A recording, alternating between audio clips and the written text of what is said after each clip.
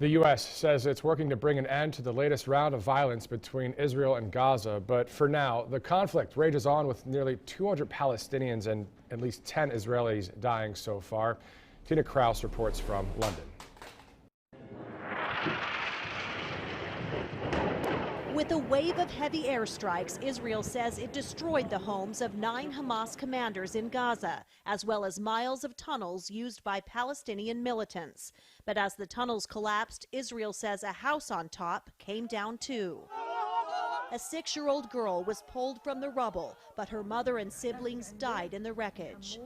The Biden administration has called on Israel to protect civilian lives, saying as a democracy it carries an extra burden.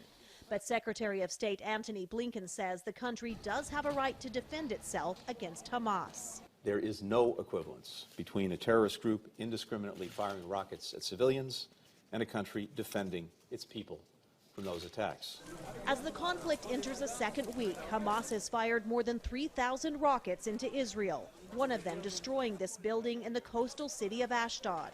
A Hamas spokesman says their attacks are in response to Israel's aggression, citing the legal battle to evict Palestinian families from a neighborhood in East Jerusalem.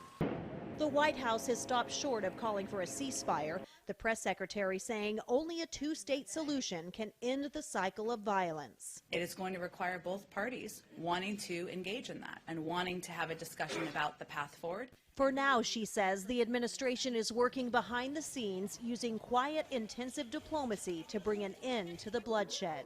Tina Kraus, CBS News, London.